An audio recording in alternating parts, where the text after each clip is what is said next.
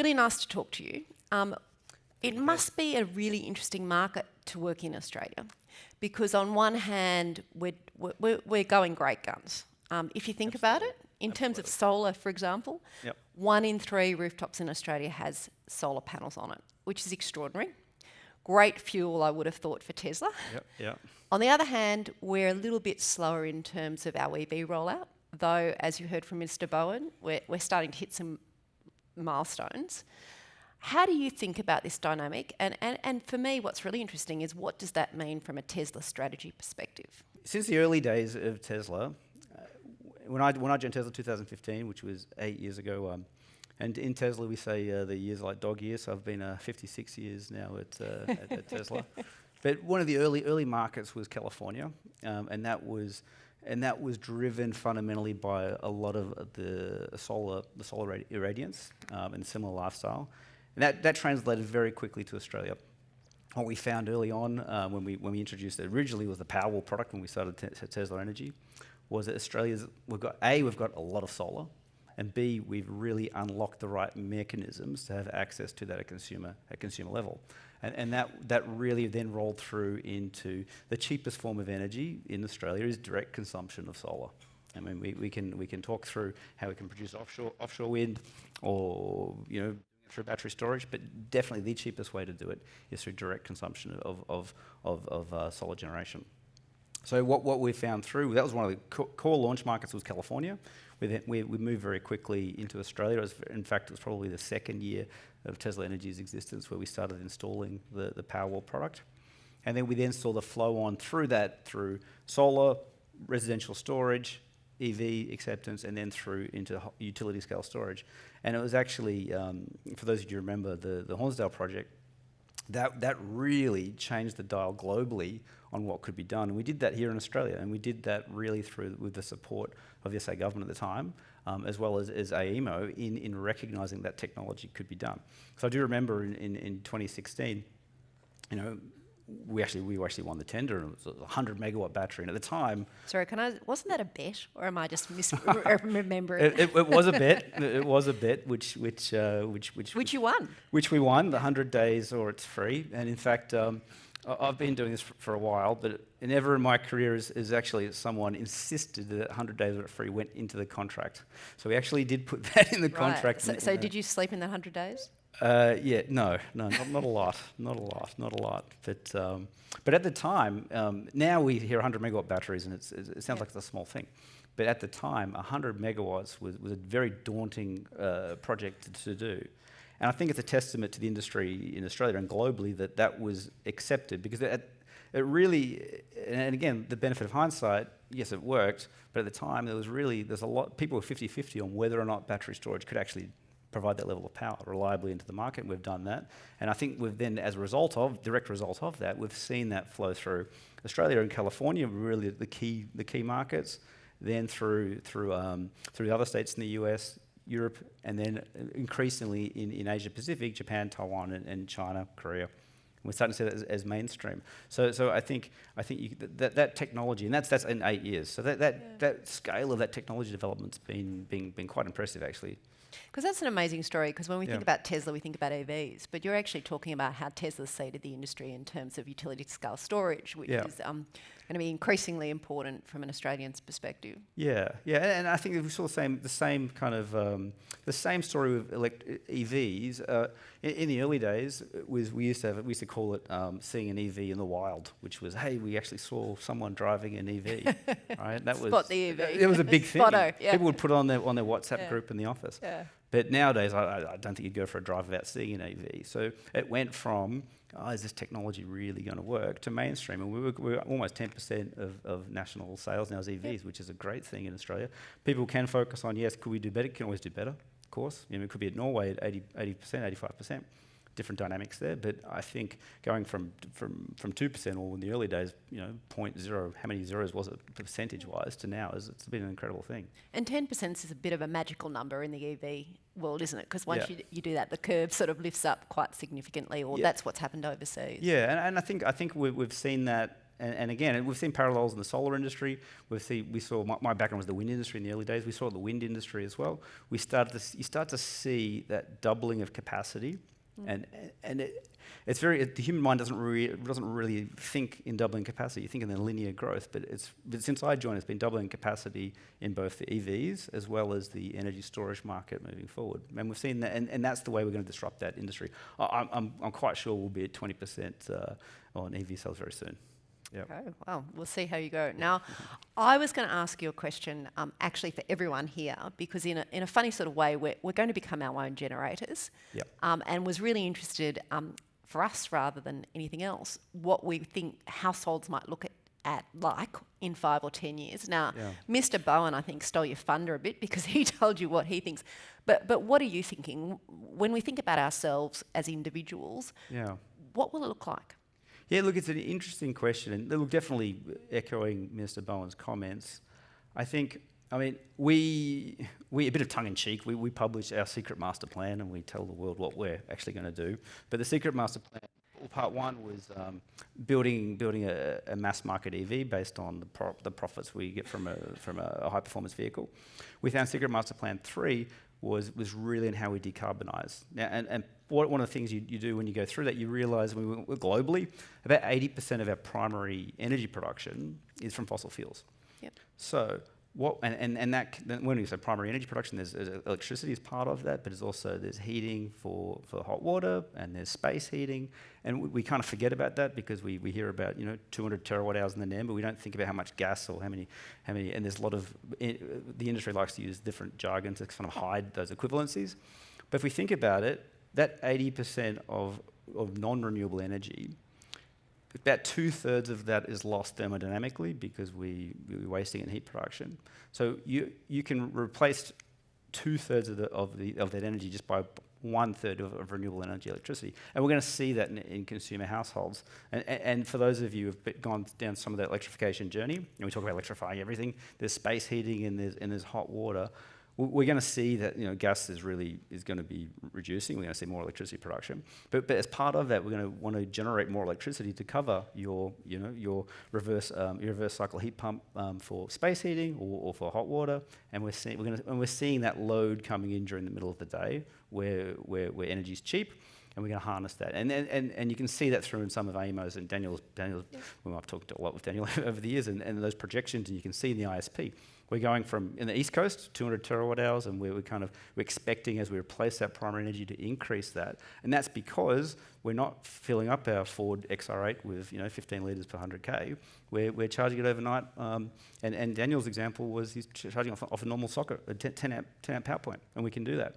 So what we're going to be seeing is consumers taking more electricity production themselves in, and then also there's what they like to call, we used to call DER, now it's CER, but that coordinated or consumer energy resources. We're going to see those responding to market price signals more. And initially that could just be through your tariff, your electricity retailer tariff. You're going to have accessing off-peak cheaper energy. We're going to see devices starting to respond to that. We're already seeing that. We're seeing that with EV charging. People are charging overnight. We're also seeing it during hot water production during the day, moving from traditionally, it used to be 11 p.m, off-peak rates kick. And if you look at SA, there's still echoes of that where the demand kicks up at 11 p.m. when all the hot water kicks in. We're now seeing that translate through to the day. So we're going to see the way we consume energy a lot differently, but also we're going to see consumers engaging in that a little bit more as well, understanding how much energy they're using. Because one of the things I've noticed, and people always talk to me when they first buy a Tesla or electric vehicle, actually, I looked at my electricity bill. I actually look, I'm using 5 kilowatt hours a day charging my vehicle. And I have to think, what's a kilowatt hour? How much do I use? They actually start to engage in the bill, and there's a bit more energy literacy come through.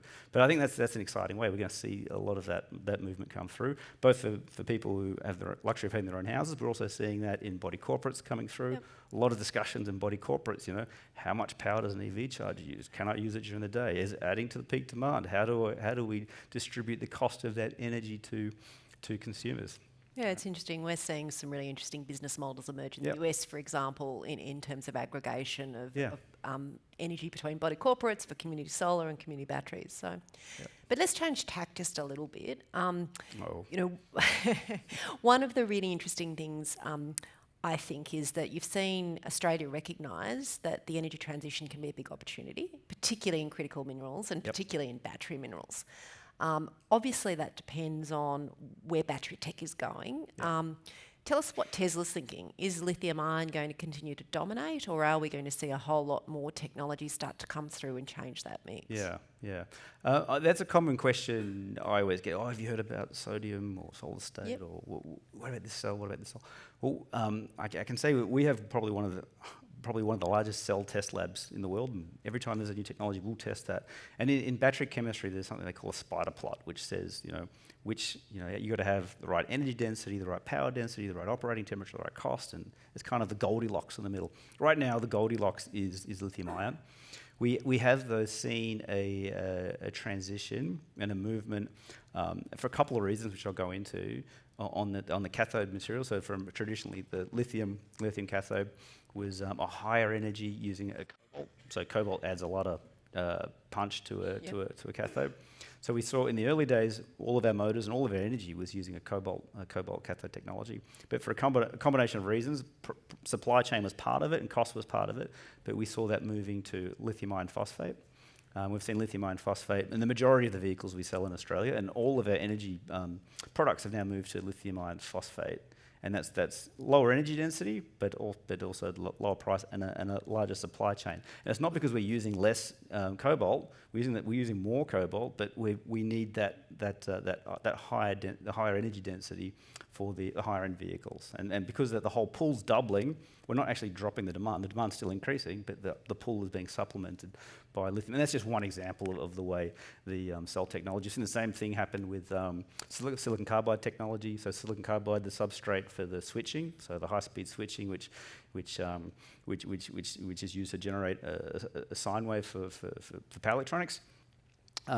We wouldn't be able to do grid forming inverters, which we're doing now on the NEM, without that technology. So that higher frequency, up in the 60 to 80 kilohertz from the traditional IGBTs, which has been the mainstay of renewables for the last 20 years. So we're seeing that flow through now. Okay, and so thinking about somewhat the other speakers have talked about, supply chains.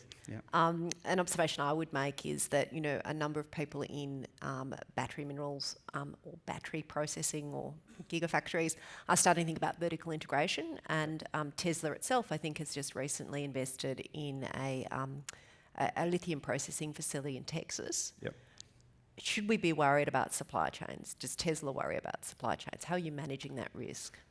Yeah, look, it's a complex question, and our CEO has been very vocal on that, and he's often thrown out to the industry, look, we need more lithium processing. So if you look through the supply chain, the majority of the lithium actually Tesla procures from Australia. But traditionally, so there's different forms which you can source lithium. In Australia, we have the ore, so it's what they call spodumene. Geologists like to call it spodumene. And traditionally, we put that in a bulk carrier and we ship it off, and it gets processed in Asia, typically China or Malaysia, Indonesia. But we are seeing more investment now for processing that in West Australia, and we've been involved in that, particularly for lithium hydroxides and lithium carbonate, which are precursor materials to the various cathodes and electrolytes, which make up the lithium ion, the cell technology itself. So we are seeing that pool. It's not. We don't see it as, hey, we're not manufacturing here. We're only going to manufacture it here. But we're seeing, because we're doubling that volume each year, we just need it from everywhere. And we're going to see more vertical integration in the industry. I think generally, I think that's a general trend which we see. But we're also going to see that volume increasing. Okay, so good news for Australia. So processing is something we should be focusing on. Yes. Okay, so we've only got a couple of minutes left, and I did want to ask you one more question. Tesla's pretty amazing, really. You've talked about the fact that, obviously you go beyond just EVs. You seem to have won some of the charging war in the US, which is pretty phenomenal. But from an outsider's viewpoint, it seems like it's a culture of fail fast, innovate and adapt. Is there an algorithm to it?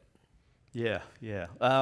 It's definitely taken the Silicon Valley culture of fail fast, which has really been a software-based culture, and applying that to manufacturing and to tech. which has its own challenges.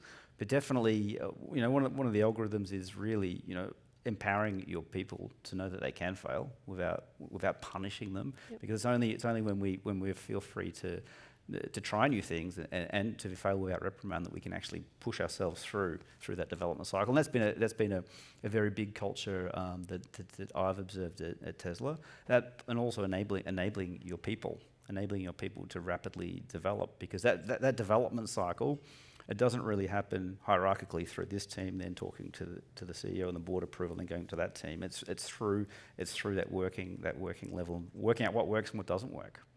Yeah, so that's been a big mindset change, I think, for me personally as well. Okay. Well, I think we're almost out of time. Is there anything else we didn't cover off?